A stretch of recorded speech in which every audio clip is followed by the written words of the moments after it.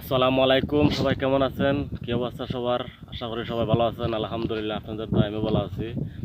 আজকে কথা বলবো তিউনিসিয়ার পরিবেশ নিয়ে। তিউনিসিয়ার অবস্থা এতটা খারাপ, খুব সাবধান। তিউনিসিয়ার অবস্থা ততটা ভালো না।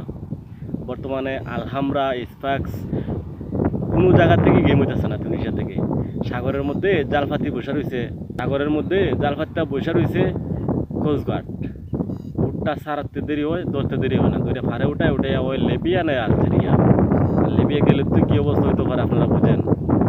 14 লাখ, 15 লাখ, 20 লাখ থেকে 22 লাখ পর্যন্ত যে ছুটতে হয়। জীবন আপনার, সিদ্ধান্ত আপনার, বুঝে শুনে ডিসিশন নেবেন।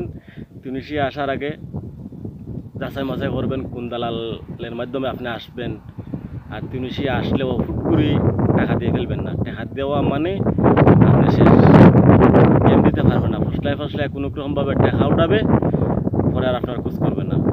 ওই কোনো দালালে বাসার মধ্যে খাবার দাবার দেয়, আবার কোনো দালালে খাবার দাবার দেয় না। আর নিত্য নতুন মাফিয়া চক্র তৈরি হইতেছে তিউনিসিয়ার মধ্যে। নিত্য নতুন মাফিয়া চক্র তৈরি হইতেছে তিউনিসিয়ার মধ্যে। অ্যাভেলেবেল বিভিন্নভাবে মানুষের কাছ থেকে টাকা পয়সা নেওয়া হইতেছে, কিন্তু সামনে পাস করতে পারতেছে না। খবরদার, আপনারা তিউনিসিয়া আসা থেকে বিরত থাকবেন। আর আসলেও শুধু তিউনিসিয়া আসা পর্যন্ত যে খরচা, ওই খরচাটা দিবেন। ইতালির টাকা বুঝে শুনে দিবেন, কোনো টাকা দিয়ে ফেলবেন না। যাচাই মাচাই করবেন সামনে কোনো বুট গেছে কিনা, লাইনগার্ড কিলার আছে কিনা, তারপরে আপনারা টাকা দিবেন। প্রত্যেকটা মানুষ ভুক্তভোগী। আর হাজার হাজার মানুষ বর্তমানে তিউনিসিয়ার থেকে, আফ্রিকান বিশেষ করে বেশি বাড়িতেছে। আফ্রিকান বেশিরভাগ তিউনিস থেকে বাড়িতেছে।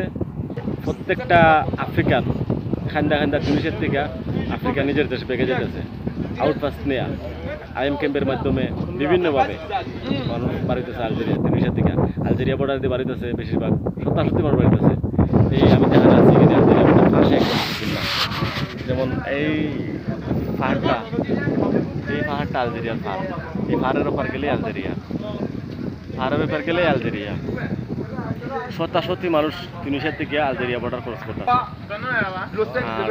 টাকা পয়সা দিবেন, আপনি ইতালি যেতে পারবেন না। যত বড় দালাল কিন্তু এর মধ্যে ভালো দালাল আছে, ভালো দালাল 1-2টা আছে। ওদের মাধ্যমে যদি সঠিকভাবে তথ্য নিয়ে আসতে পারেন আর তাদেরকে টাকা দেন, হয়তো আপনারে বিপদে ফেলাবে না। 6 মাস বসায় খাওয়াবে, কিন্তু একদিন না একদিন সুযোগ বুঝা আপনাকে ইটালি ফাটাবে। এরকম দালালও তিউনিসিয়ার মধ্যে আছে। তবে বেশিরভাগ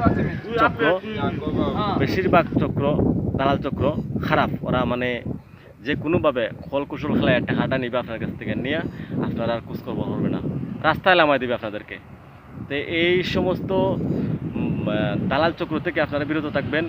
আর সঠিকভাবে যাচাই মাচাই করবেন, করে তারপর তিউনিসিয়া আসবেন। আর আমি মনে করি তিউনিসিয়া আসার চেয়ে আলজেরিয়া খাস করেন। আলজেরিয়া খাস কাম করা যায়, লিবিয়া খাস কাম আছে, খাস কাম করা যায়, কিন্তু তিউনিসিয়াতে খাস কাম নাই।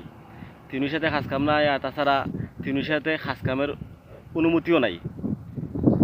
তিউনিসিয়া চালায় মূলত ফ্রান্সের সরকার, ফ্রান্সে চালায়, ফ্রান্সের ভাষা চলে, ফ্রান্সের লেখাপড়া চলে, এদেশের মধ্যে আরবিও চলে, কিন্তু ইতালিয়ান ভাষা চলে। আর এদেশে খাস কাম আপনি পাবেন না, যতই চেষ্টা করেন না খাস কাম পাবেন না। যদিও খাস কাম পান, কোনো রকমভাবে আপনি চলতে পারবেন। তারপরও ফাঁকা ফাঁকা বাড়িতে দেখানো লাগতে পারে। আর ভাগ্য ভালো হয়, ভালো একটা কাজ পান, কেউ সহযোগিতা করে কোনো তিউনিসিয়া, হয়তো আপনি প্রতি মাসে যে একটা খরচা হয় আপনার, ওই খরচাটা বার করতে পারবেন। তো আজকের ভিডিও পর্যন্ত। সবাই ভালো থাকবেন, সুস্থ থাকবেন। খুদা হাফেজ।